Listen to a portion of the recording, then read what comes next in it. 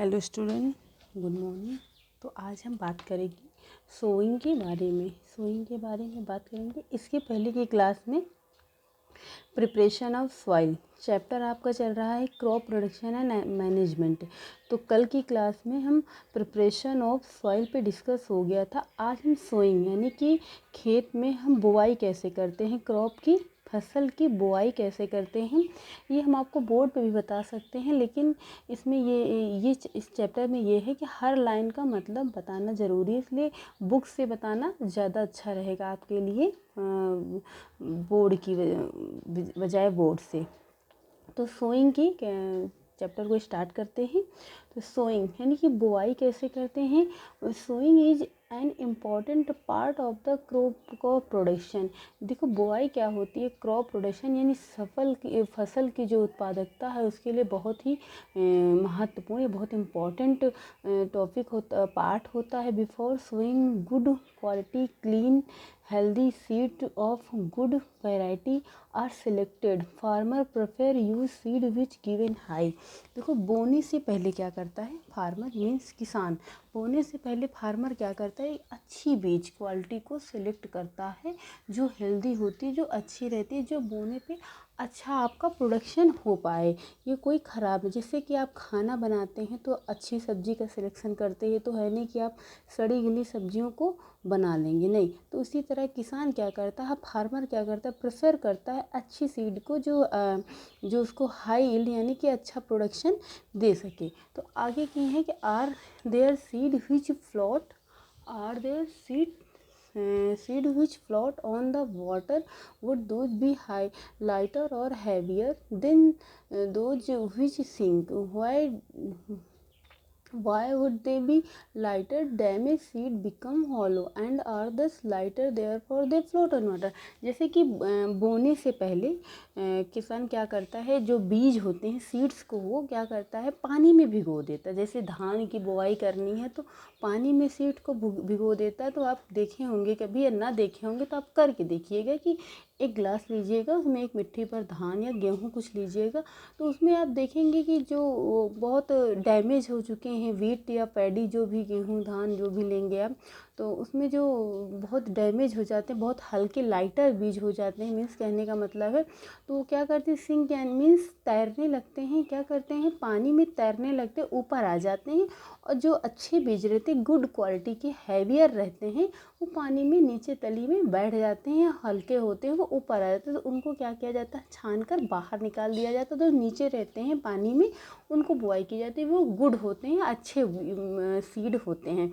तो यहाँ पर यही बताया गया कि अगर आप जैसे एक बाल्टी है जिसमें भी आपको डालना हो, तो बोने से पहले उसमें आप पानी में आप डालेंगे, पानी में जब आप बीज को डालेंगे, सीड को डालेंगे, तो उसमें जो लाइटर जो ख़राब बीज रहते हैं वो पानी के ऊपर आ जाते हैं, जो हैवियर होते हैं, भारी होते हैं, अच्छे होते हैं, हेल्दी होते हैं, वो पानी के नीचे हो जाते हैं। तो उनको क्या, पानी में जो तैरने लगते हैं, फ्लोटिंग करने लगते हैं, उनको हम बाहर निकाल देते हैं, अच्छे बीजों की बुआई करते हैं। This is a good method for separating good healthy seed from the damage seed. देखो वही जो अभी बताएं वही है कि ये मेथड जो है बहुत ही अच्छा है कि आप पानी में डाल देंगे, जो गुड रहेंगे, जो अच्छे सीड रहेंगे, हेल्दी रहेंगे, वो पानी में तली के नीचे बैठ जाएंगे।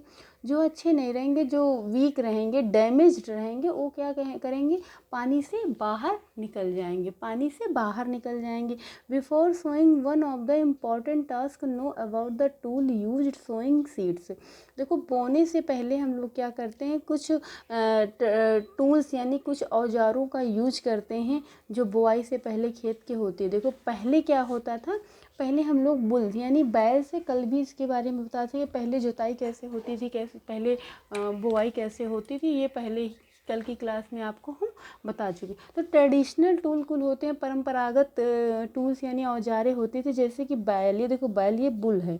तो ये क्या होता था, इससे जोताई होती थी खेत की।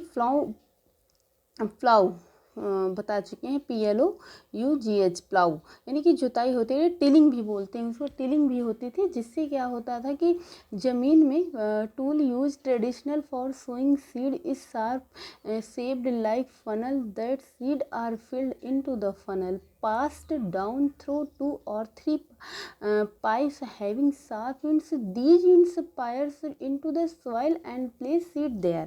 तो इसमें क्या होता था कि जैसे एक किसान जो होता था, एक जुताई करता था, बैल को धक्का देता था, खींचता था और वो बुआई होता, पीछे से क्या होता था, सीड डालते जाते थे। तो इसमें सीड डालते जाते तो इसमें क्या होता था, मिट्टी को हाथ से ढकना पड़ता था या फिर नहीं ढकते रहते थे तो इसमें क्या होता, बर्ड जो है चुन लेते थे और दाना को, जो सीड होता है उसको खा लेते थे। इसमें लॉस भी होता था और टाइम ज़्यादा लगता था। इसमें क्या होता था, जब तक आप बोते जाते हैं तब तक पीछे से पक्षियाँ, जो चिड़िया हैं, बर्ड हैं, वो खाना शुरू कर देती हैं। तो जब तक आप मिट्टी का दोबारा ढकने का काम करेंगे तब तक काफ़ी बर्ड जो है चुन लेती थी दाना। तो इसमें क्या होता था, टाइम भी ज़्यादा लगता था। क्या होता था कि टाइम भी ज़्यादा लगता था। और अब जो है नाउ अडेज ट्रेडिशनल, अब कुछ देखो कुछ कैसे चल गया है। अब नाउ अडेज कैसे हो गया है, अब सीड ड्रिल चल गया है। क्या हो गया है, सीड ड्रिल हो गया। Nowadays seed drill used for sowing with the help of tractors. This sows the seeds uniformly at equally distance and depth in soil. That seed get covered by the soil after sowing. This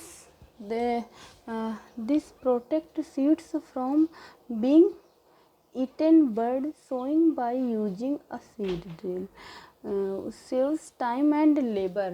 क्या होता है, इससे क्या होता है, time का और labour का। इसमें अकेले भी हो सकता है कि एक पर्सन होता है जो ट्रैक्टर चलाता है, उससे क्या होता है, देखो यहाँ पर ये फिगर में दिखाने की कोशिश की है कि ये होता है, देखो ये क्या होता है, इसमें जैसे कि गड्ढा होता जाता है और बीज बोते जाते हैं। ऊपर से मिट्टी क्या करता है, जैसे कि अब ये गड्ढा हो गया है, अब इसमें नहीं पता है, गड्ढा हुआ है, जुताई हुई, गड्ढा हुआ, गड्ढा से क्या हुआ, बीज बोया और तुरंत मिट्टी से बंद कर दिया। क्या किया, तुरंत मिट्टी से बंद कर दिया। और जिससे क्या होता है, इससे बर्ड सीड को नहीं चुन पाती, नहीं खा पाती। और सीड का जो क्या होता है, जो आपका बोया जाता है, बुआई होती है, सोइंग होती है, उसमें बीज क्या होता है, प्रोटेक्ट रहता है, यानी कि एक सुरक्षित रहता है, कह सकते हैं कि जो सीड रहता है सुरक्षित रहता है। और ईटन बर्ड के खाने से, यानी कि उसमें क्या होता था, जो पहले बता चुके, इसमें बर्ड खा लेता था, इसमें बर्ड खाने से क्या होता है, सुरक्षित होता है, प्रोटेक्ट करता है। और इसमें टाइम जो बहुत ज़्यादा लगता था इसमें ट्रैक्टर से क्या होता, जुताई होने से टाइम भी नहीं लगता है और एक साथ ही काम हो जाता है। तुरंत गड्ढा होता है, दाना डालिए, आप सीड डालिए और मिट्टी भर के बंद हो जाता है। तो इससे सीड्स भी प्रोटेक्ट रहता है और टाइम भी बचत होती है और गहराई और इक्वल एक डिस्टेंस में बुआई भी हो जाती है, उसमें बराबर गहराई डिस्टेंस होता रहता है। और जुताई हम क्यों करते, कल ही बता दें कि मिट्टी को सॉफ्ट बनाने के लिए हम क्या करते हैं, जुताई करते हैं, मिट्टी को सॉफ्ट बनाने के लिए। आगे वही है, तो फिर क्या हुआ, सुफिशियंट, हाँ इससे होता क्या, this allow plant to get, तो इससे क्या होता है, इतना एक पर्याप्त गड्ढा होता है, ये इतना पर्याप्त गड्ढा होता है जिससे sufficient light, nutrients and water from the soil, मिट्टी को एक पर्याप्त सनलाइट, देखो सनलाइट भी बहुत ज़रूरी रहती है, और न्यूट्रिएंट्स जो पोषक तत्व होते हैं उसके लिए, जो उसमें जैसे कल ही बताया जाए कि अर्थवार्म को क्या कहते हैं, फ्रेंड्स ऑफ फार्मर का क्या कहते हैं, मित्र कहते हैं, क्योंकि वो मिट्टी को लूज बनाती है और उसको जो ह्यूमस होता है उसको भी प्रोवाइड करता है। तो और पर्याप्त वाटर भी मिलता है मिट्टी को। At times of few plant have removed the prevent over crowding